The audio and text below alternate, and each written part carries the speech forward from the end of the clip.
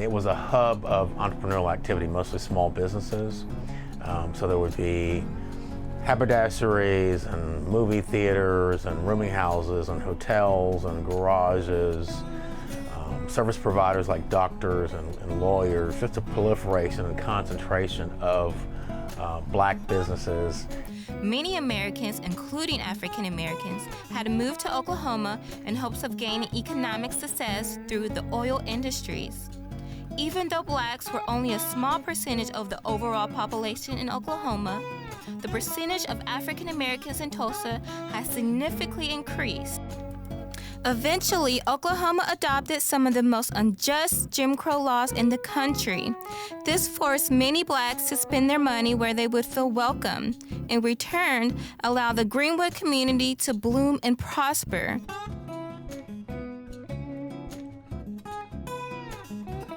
The other thing that's going on in the United States more generally is lynching, really domestic terrorism against African Americans to teach them their relative value and place in society. So that structural dynamic, that systemic racism, is part of the root cause of what happened here in 1921, as is what I call land lust. The Greenwood District, the black community in Tulsa, sits on a parcel that abuts downtown, separated only by the Frisco tracks. And this land was desired by railroad interests and other corporate interests. So that's a factor. The other factor, psychologically, is just jealousy. There was a high degree of home ownership in the black community in Tulsa. There was relative wealth because it was a business community. And white folks simply were jealous. To what happened in Tulsa in 1921 are the growth of the Klan during this period, during the 1920s, and the role of the media. A particular media outlet called the Tulsa Tribune, which is an afternoon daily newspaper, published a series of really incendiary, inflammatory articles and editorials that really got the white community stirred up. So all these things led to the kind of crucible-like conditions that existed in Tulsa at the time. All that was needed was some sort of match or igniter to be thrown on what was a tinderbox in Tulsa. And that match or that igniter was an incident that involved two teenagers, a black 19-year-old boy named Dick Rowland and a white girl, Sarah Page, who was 17 years old, who was an elevator operator. Dick Rowland boarded the elevator one day to use the restroom. It was Monday, May 30th, 1921. Happened on the elevator, we'll never know exactly what it was, but he bumped into or brushed up against Sarah Page. She overreacted, was distraught. A clerk from a nearby store came to her assistance. The media, the Tulsa Tribune, got word of it, and they published an article the next day that essentially said that there was an attempted rape in broad daylight in a public building in Tulsa. It really inflamed the community, and things just went haywire after that. With the support of law enforcement, angry armed white protesters began to wreak havoc on Greenwood District. On May 31st, 1921, an untold number of women and children were killed, thousands severely injured. 35 square blocks of Greenwood, both businesses and residential neighborhoods, were gone, destroyed, and nearly 10,000 African Americans, virtually the entire population of Tulsa, were left homeless. The days of May 31st through June 1st remains one of the darkest days in the history of Tulsa.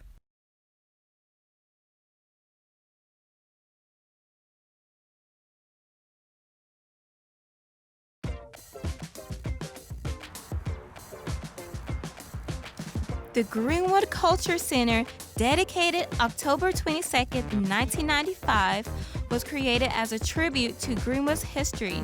The Greenwood District houses an assortment of businesses and organizations.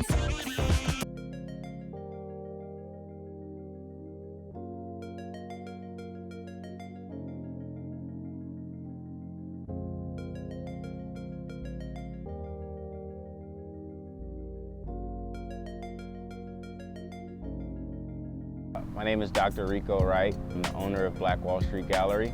It was my idea of creating platforms and granting access to local artists here in Tulsa. I also wanted a place where I could introduce my philosophy. The philosophical doctrine is called socio-racial idealism. starting with conciliation and then moving to healing, then unity, and it all culminates in love. So it's mostly visual art. We have artists from different levels that actually show their work. In the Conciliation series, which was a 12-month experiential exhibition, we paired one black artist with one white artist every month. And they ranged from painters to sculptors, sculptresses. I think the most impactful thing was the idea of pairing a black artist and a white artist, and then seeing people from different walks of life come to view the artwork and to patronize the gallery. People come to pay their respects to Black Wall Street pioneers and that history. They come to learn the history. They come to understand the conditions under which it exists today.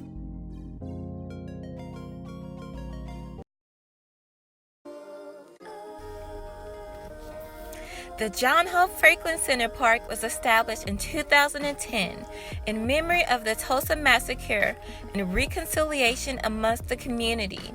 People of all backgrounds can come, honor, and learn about the history and destruction of Black Wall Street.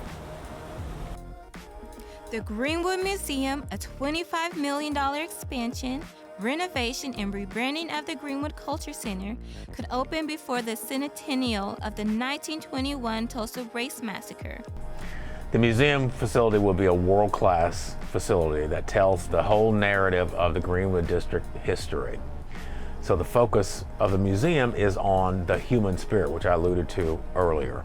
So it certainly will tell the story of the riot/massacre, but it will also tell the story of the entrepreneurs who envisioned this community, who built it and sustained it over time.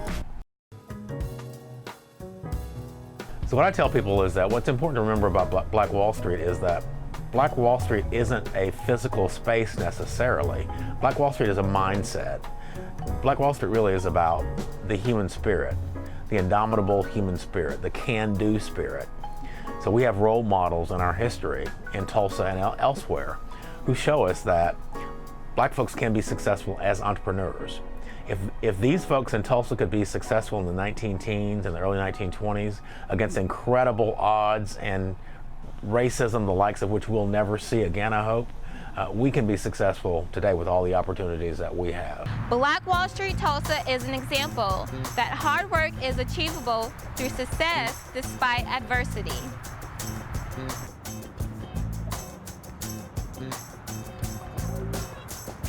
Yeah.